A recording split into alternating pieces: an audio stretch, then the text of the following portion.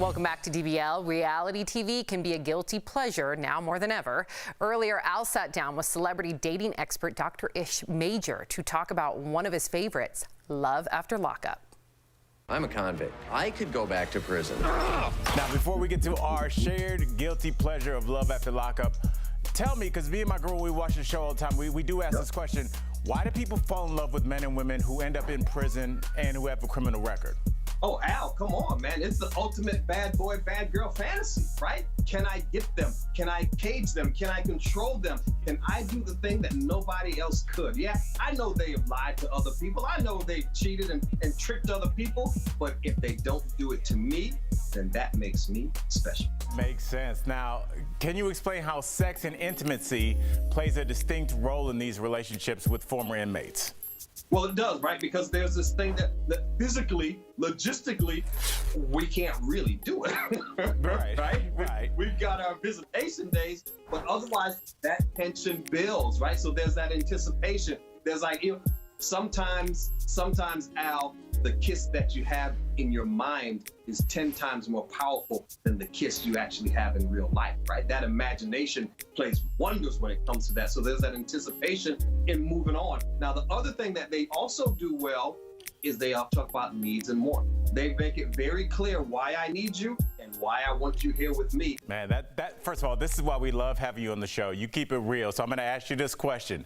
Is it possible in your mind to have a healthy relationship with someone that has a history of being in trouble with the law? And we all deserve second chances, right?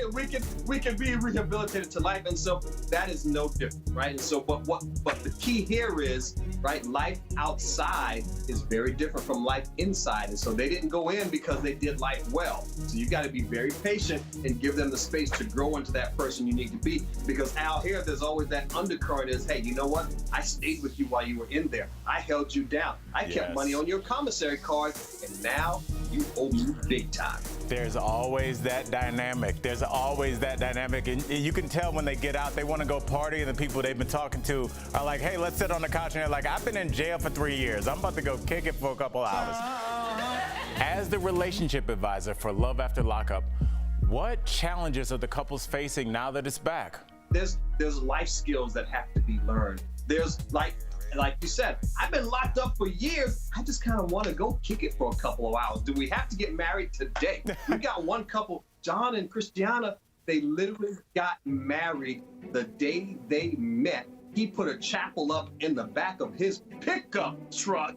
She said yes, but Christiana does not know that the big day is upon us and that right now we are heading to my mobile wedding chapel in the back of my truck.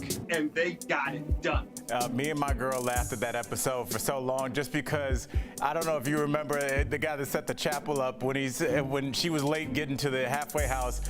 She goes, how much time is it going to take? He goes, we're going to be 30 minutes late if we do 85. I will never forget that. So this show has given me so much.